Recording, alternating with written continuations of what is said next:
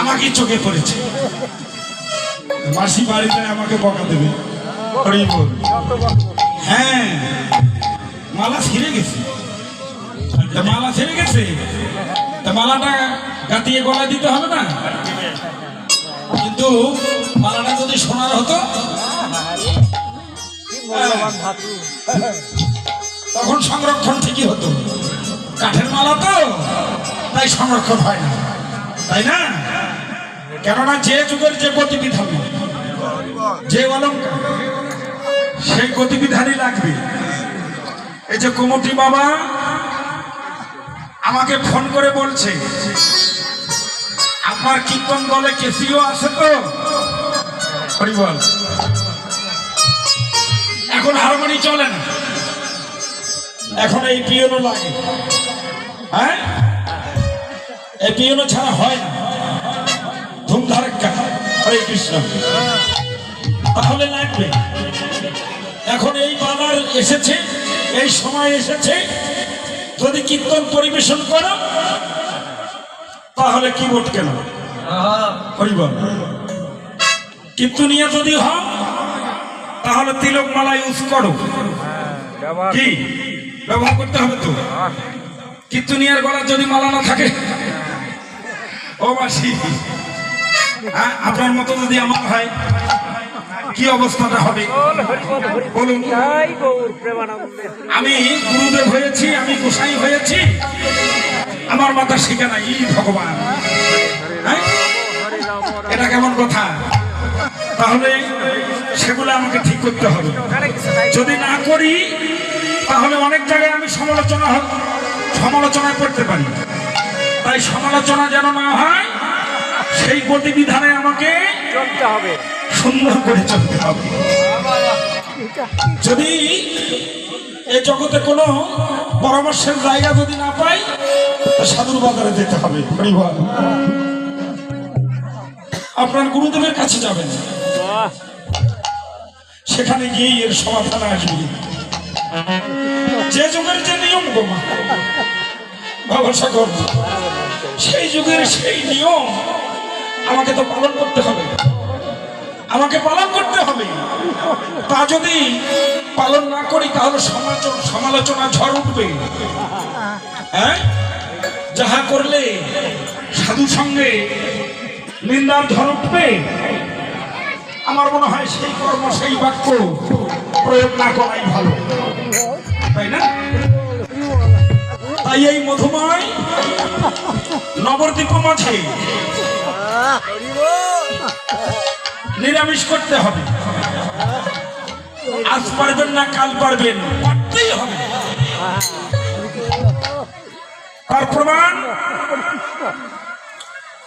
যদি নিরামিষ যদি আমরা যদি না হই তাহলে ভগবানের সেবায় কিন্তু আমরা লাগতে পারবো না।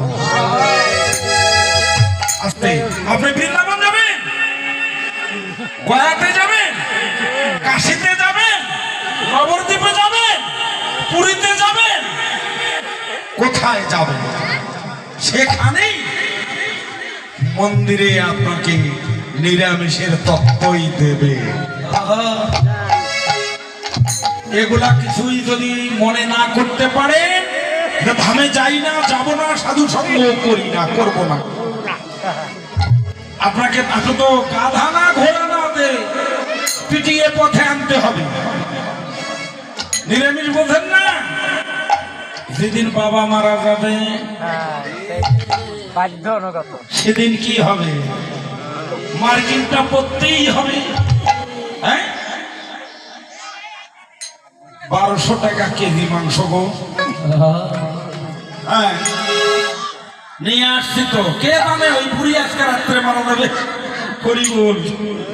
হ্যাঁ, আরে সবকিছু রেডি, আজকে কিছু সেবা হবে, কালকে কিছু হবে, এর মধ্যে বুড়ি মরে গেছে। নিরামিষ বোঝো না? খাও দেখি।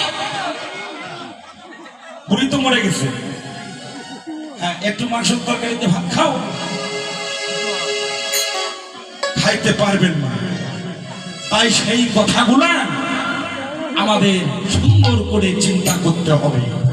মানুষ মরলে যদি আমি সন্তান হিসেবে পিতার মুক্তি দিবার জন্য, প্রদীপ জ্বালানোর জন্য যদি আমার জন্মই হয়ে থাকে, আমার পিতৃমাতৃকে যদি আমি উদ্ধার করতে না পারি, আমি কিসের সন্তান গো?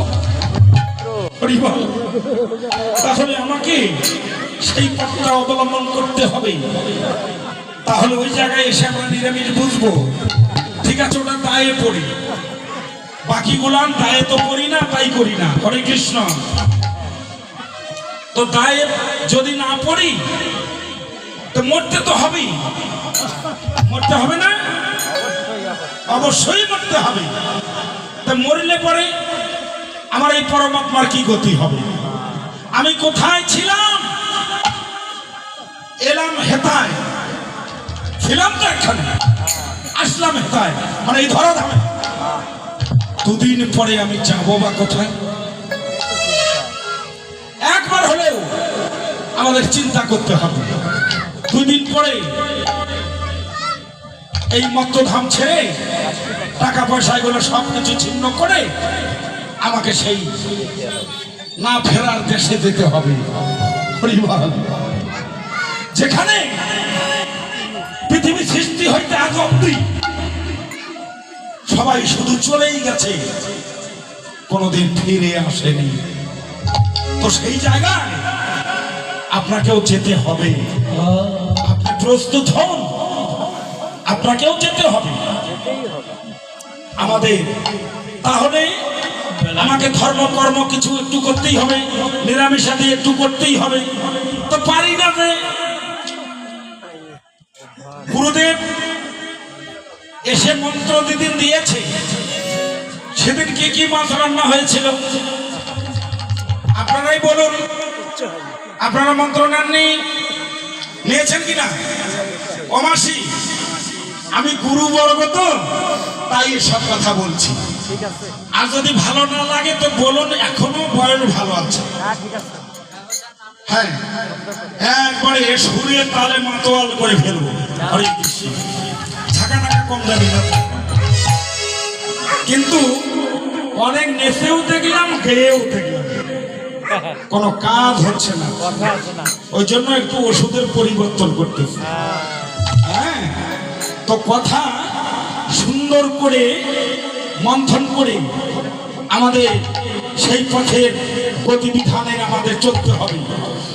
তাহলে আপনারা একটি কাজ করুন, তাহলে গুরুবারটা তো মানতেই হবে। যিনি সত্যি সত্যি সদ্গুরু, তিনি কিন্তু আপনাকে মন্ত্র দিবার সময় কিন্তু বলেছে, বাবারে গুরুবারটা একটু মানিস বাবা, বলবে কিন্তু। আর যদি সেই রকম ব্যবসায়ী হয়, মন্ত্র দিবের পারলেই আমার 1 বিঘা জমি হলো, সেটা অন্য কথা। কিন্তু যদি সে প্রকৃত যদি গুরু ধারা অনুযায়ী জীবের দায়িত্ব যদি নিয়ে থাকে, সেই গুরুদেবকে বিশেষ বিশেষ কারণে, এটা গুরু পাওয়ার, গুরু সুপ্রিম পাওয়ার, আপনাকে টাইটেল প্রদান করতে পারে। যে প্রশ্নটা এই যে কমিটির বাবা আমাকে প্রশ্ন করেছে, আপনার কাঁধে স্বামীজি দামোদর গোস্বামী মহারাজ, এতগুলো ন্যাংঝাং কেন? হ্যাঁ, উনি আমাকে প্রশ্ন করেছে, হাতে কাঠ নিয়ে বসে আছে, তাহলে বিপদ না? এখানে আমার গৌরাঙ্গ মহাপ্রভু যখন ছোট, তখন তাকে কি নামে সম্বোধন করা হলো বলুন? আরো একটা নাম আছে। আমার গৌরাঙ্গ মহাপ্রভু তারা 2 ভাই, একজনের নাম, বড়জনের নাম বিশ্বরূপ, তার কনিষ্ঠ ভাই নিমাই, তার নাম করা হয়েছিল নীলাম্বর চক্রবর্তী, নিমাইয়ের দাদু মশাই। শশী দেবীর মাতা বাবা লীলাম্বর চক্রবর্তী এসে কোষ্ঠী গণনা করে বলছে, মারে শশী। আর কথা বলে না বাবা, এত জোরে করে বললেন, পেছনে আর কোন শব্দ আছে? বলছে মারে আমি তো পরের কথাটা আর বলতে পারছি না রে। কোষ্ঠী গণনা করে দেখলাম তোর বড় ছেলে বিশ্বরূপ সন্ন্যাস চলে গেছে, কিন্তু ছচি কোষ্ঠী গণনা করে দেখলাম তোর এই ছেলেটাও তো ঘরে থাকবে না রে। নিতাই গৌর হরি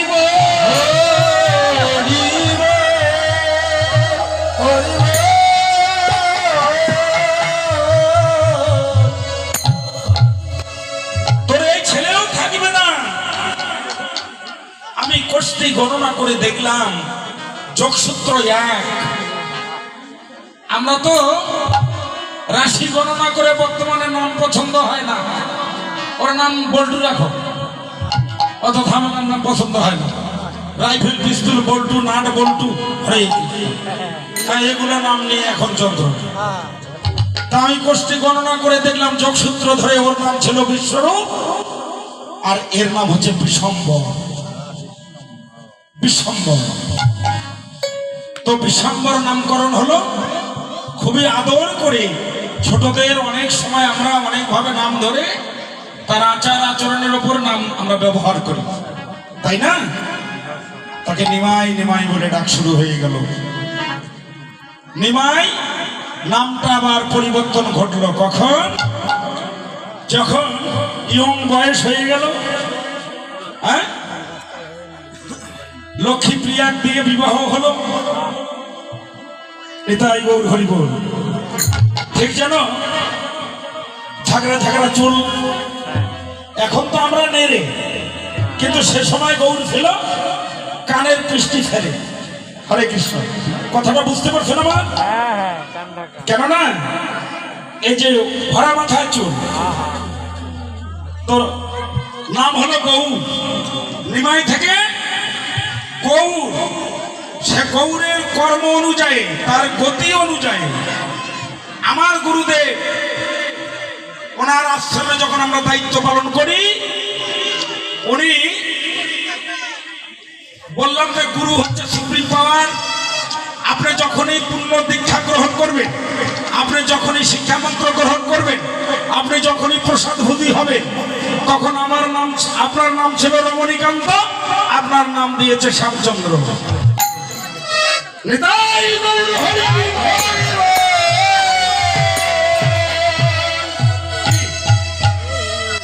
তখন আপনাকে একটা নাম দিয়ে দেবে গুরুদেব, তাহলে এমনি করে নাম এসে এসে যোগ হবে। এবার ছিল বিশ্বম্বর, নাম এসে যোগ হলো বিশ্বম্বর নিমাই, তারপরে যোগ হলো নিমাই গৌর, তারপরে কাটুয়ায়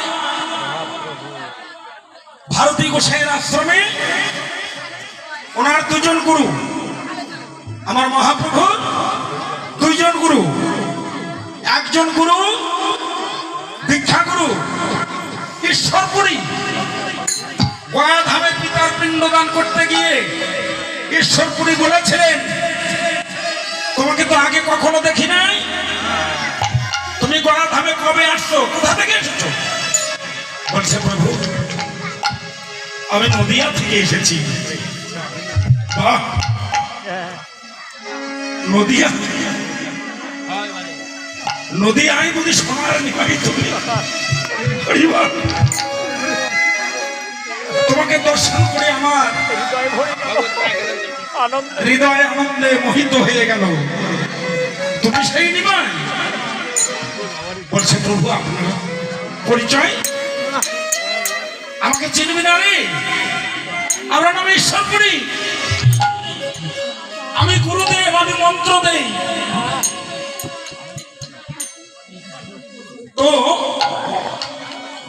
তোমার কি মন্ত্র হয়েছে? বলছে না প্রভু আমার তো মন্ত্র হয়নি।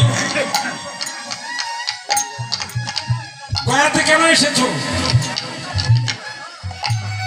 বলছে আমার পিতা পিণ্ডদান করতে এসেছি।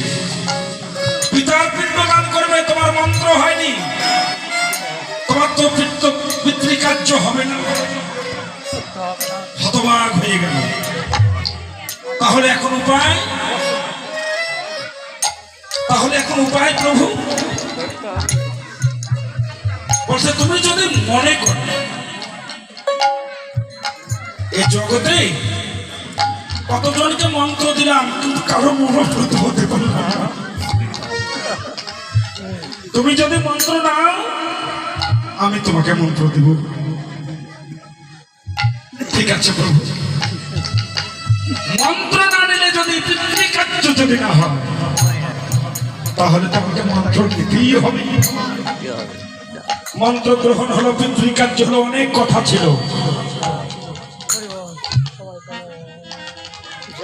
তত্ত্ব কথা আলোচনা করতে গেলে পদ অনেক কিছু বাদ পড়ে যায়, অপরাধ ক্ষমা করবেন। চলে আসি।